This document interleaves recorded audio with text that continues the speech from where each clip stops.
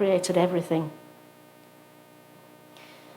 So, as I said, more and more scientists are coming out to say, I'm going to give you another quote, and it's got lots of big words, and I'm really sorry. So it goes on to say, there was a program aired in America about evolution. And basically the program said, and this is not from me, this is what I'm quoting, okay? All known scientific evidence supports Darwinian evolution, as does virtually every reputable scientist in the world. Well, that got some scientists really riled up. And they took out a 2-page advert in, which paper was it? I think it was the Times in America. They took out a 2-page advert and they said, hold on a minute, not every scientist believes that. You know, there's some of us who've got a bit more nous than that and we know what's really going on. And like I said, these were really important scientists. So that is really, like I said, really encouraging that they do that. So one of the things that they said was, and this was about us rather than universe now, that the problem is that assembling the right parts in the right way at the right time while keeping out the wrong ones is insurmountable. So, who knows what DNA is? Do any of you know what DNA is? Oh, great. So go on, tell me what DNA is. Can you? It's what we are made of, isn't it? It's what makes... Do you know... Pardon? Yeah, it's our... Yeah. So Lindsay's got blonde hair because her DNA is different to mine. You've got dark hair. Brian used to have ginger hair.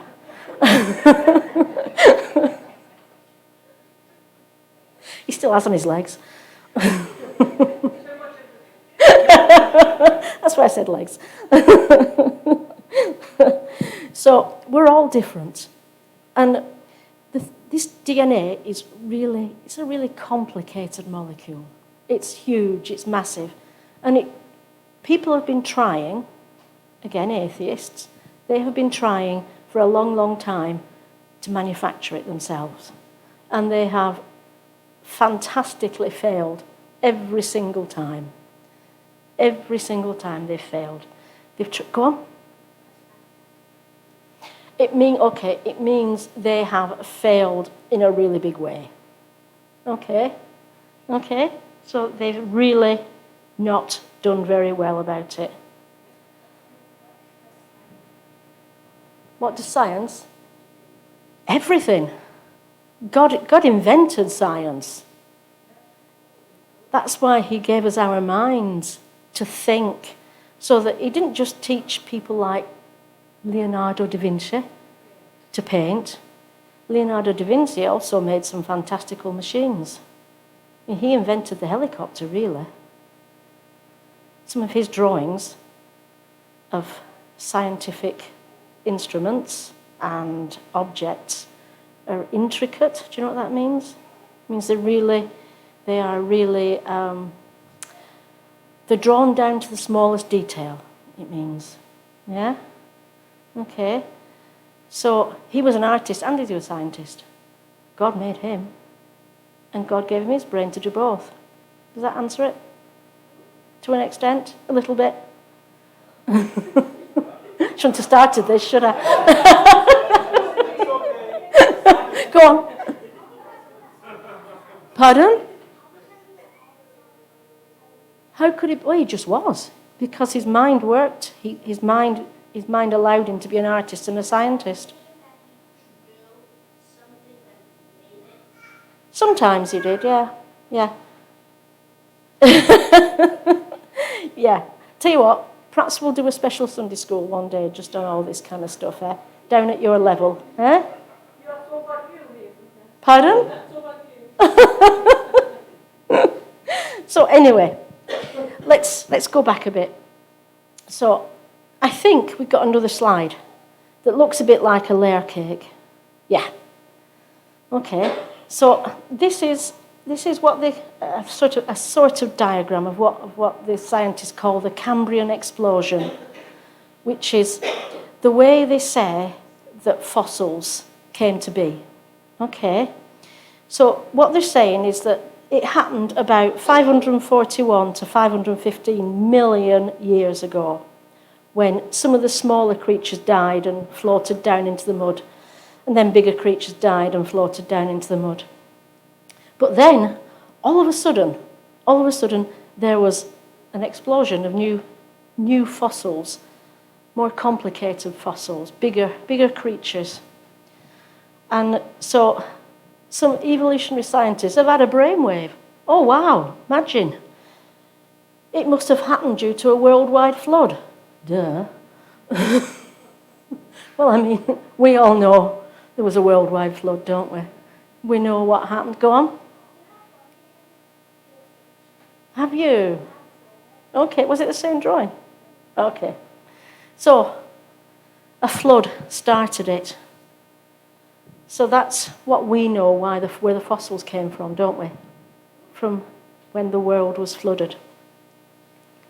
So, now then, can we go to the next one, which should be Genesis 7, 11 to 12, where it says, in the 600th year of Noah's life, hang on, I need these, on the 17th day of the second month, on that day all the springs of the great deep burst forth, and the floodgates of the heavens were opened, and the rain fell on the earth 40 days and 40 nights.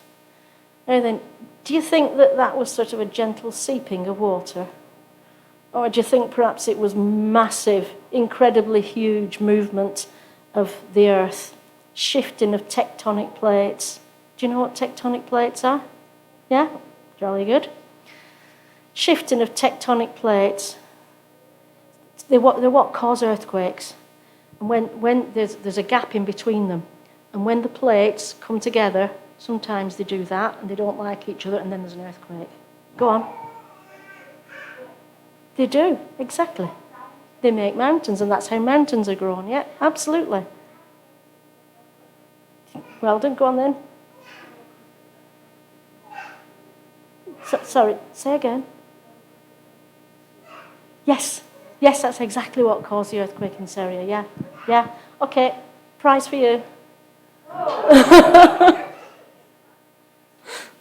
See, it was worth coming, wasn't it? So this wasn't a gentle event. This was an earth-shattering, earth-reforming event when mountains were grown and valleys were grown and the water came up, and it must have been absolutely terrifying to be there, like all those people who hadn't believed Noah, what was going to happen. It must have been horrifying to them. So, as the floodwaters rose, animals tried to run to higher ground to get out of the way of the water, if they could, if they weren't shaking so much because of the earthquakes. So that's how we ended up with the fossil record as it was on the previous picture. I mean, I know that's quite in a nutshell and a bit rushed, but basically that's it. So then if we go to the next one, this is just a picture. Can we go to the next slide? Thank you. This is a picture of a place called Mount St. Helens, which erupted in, I think, 1980, May 18th, 1980. And it was a massive volcano that erupted in America. Go on. Pardon? Well, I think most volcanoes are in mountains. It's where the hot magma, hot rock from the earth forces its way up to the top and makes a volcano. They're nearly all high up. I suppose it's where the tectonic plates are a bit shallow, where there's gaps for the magma to get through. Yeah? So this erupted on May 18th, 1980. And as you can imagine, there was a lot of devastation around it. There were trees uprooted. Anybody here for when Storm Arwen passed through 2 years ago? Do you guys remember that? You're not here? Most of us remember Storm Arwen. It was a really bad storm that came through, And the trees near where we live, there's still lots of trees on the ground. So, and that was just a minor thing in comparison to what happened there at Mount St Helens. So what they found out happened was that the trees that got uprooted and ended up in the water nearby were actually floating upright. Unlike when you see loggers in Canada, all the logs are on the surface, aren't they, and they're rolling, but naturally they float upright. And the theory is that the roots soak up more water, so they're a bit heavier, and so they float upright. And then these settled into the soil as the water receded, and so then all the volcanic ash settled around them, and there you've got fossilized trees. And that's exactly what they saw. Created in a few days, fossilized trees, a fossilized forest. Not created over millions of years, a couple of days. Go on then. Yeah, it is a bit like Pompeii's story, you're right. Yeah. There were people there in the ash, weren't there? Yeah. It was pretty horrible, that as well. So that was what they called a petrified forest that evolutionists had claimed had occurred over millions of years. And Mount St Helens showed that it occurred in a couple of days, not millions of years. So this it does. It's an example of what was going on during the flood. So then if we just go back a little bit to the dinosaurs at the top of the Cambrian explosion. So they say that they're 65 million years old. So that's pretty old. I mean, you think some of us are dinosaurs, don't you guys? You don't need to shake your head, it's all right. So, 65 million years old. So if all these fossils are 65 million years old, why are they still finding what I call soggy ones? Ones that have still got red blood cells in their bones. That shouldn't happen. 65 million years, they should be long gone. But they're finding red blood cells. And I would have loved to have been a fly on the wall when the evolutionists were running around trying to find an explanation for that. Because it seems like they have to redefine their theory every time something new comes out to uphold the Bible. Yeah. I would have loved to have been a fly on the wall, but unfortunately I wasn't. I just got to imagine how they were running around trying to think of a theory to explain soggy dinosaur bones. But supposing that the dinosaurs only died 3,000 or 4,000 years ago during a flood, would that perhaps explain it better? Well, the same kind of scientists who say that you can have red blood cells in 65 million years old dinosaurs also have done work on Egyptian mummies, which are 3,000 to 4,000 years old, and perhaps some of the ones that have been encased in ice for 3,000 or 4,000 years as well. And they've found red blood cells in there. So we know that they can last 3,000 or 4,000 years. Again, back to Noah. So can we go on to the next one? Have any of you got this in your biology books? Did any of the adults have it in their biology books? I certainly had it in my biology book, this one. This is what it was called a woodcut. It's a drawing that a guy called Ernst Haeckel, back in 1866. He made this drawing, and what he says it shows how embryos of different animals are at different stages. And then what he did was he likened those to the human embryo. And he said, the human embryo at this stage is similar to this kind of animal at this stage, and the human embryo at this stage is similar to this kind of animal, to try and uphold Darwin's theory of evolution, to show that the embryo went through different animal stages on its way to becoming fully human. The only problem with that is that in 1874, some of his contemporaries said, hang on a minute, he's cheated. He's fixed those drawings. They're false. he's changed them to prove his theory. And yet, we still find these things in our kids' textbooks. Why do we find these things in our kids' textbooks? It is so wrong. But if you ever see one of these in your school books, just know that it was disproved over 150 years ago. Okay, just remember that one. It's what Trump calls, yeah, false. Pardon? Go on. It says what? Yeah. It's a different biology book, but he's taken that drawing. That's all. Can we go on to the next one, Iolfi, please? This one. This was a famous fake as well. This is the Piltdown Man. And the Piltdown Man was discovered in 1912 in England, somewhere down south. So we can blame the Southerners. I shouldn't say that, should I? And he claimed that this was the missing link, or one of the missing links, between ape and man on the evolutionary journey from goo to us. The only problem again with that is that when they had a proper look at it back in 1949, they found that what he'd done was he'd taken a human skull and an ape's jawbone and put them together to make something that looked like a missing link. So that's been discredited as well, of course. So, sophisticated fraud. And because people wanted to believe it, they believed it. Bit of a problem, eh?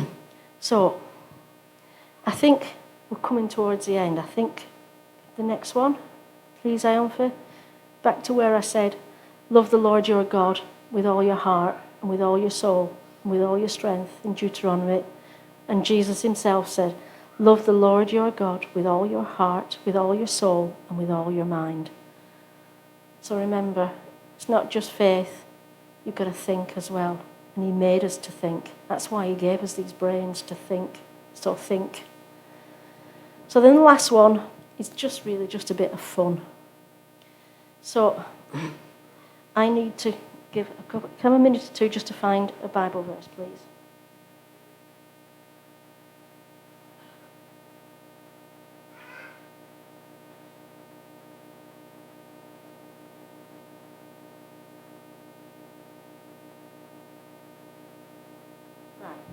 Okay, that's the one.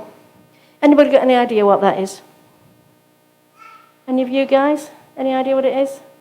Okay, Iolfi, can you take box number 1 away? Oh, not the whole thing.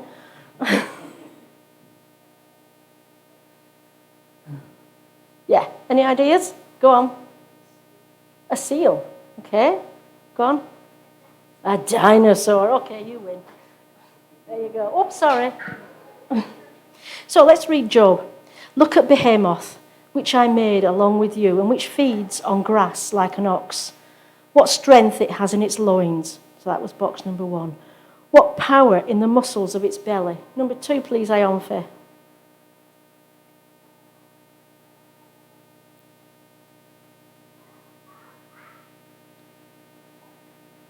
Yeah. Its tail sways like a cedar. Number 3.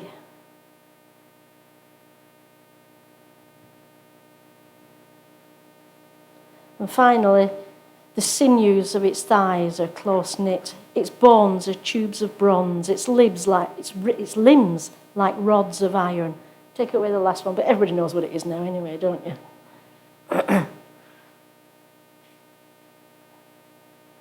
So it's a brontosaurus, isn't it? So, do we think Job saw brontosauruses? Is it brontosauri? Lots of people tried to make... It's a dinosaur. Lots of people try to make that verse fit an elephant or a hippopotamus. But in my head, that doesn't work because I've never seen a hippopotamus or an elephant with a tail that sways like a cedar. So, anyway. Thank you. I think that's everything. Thank you.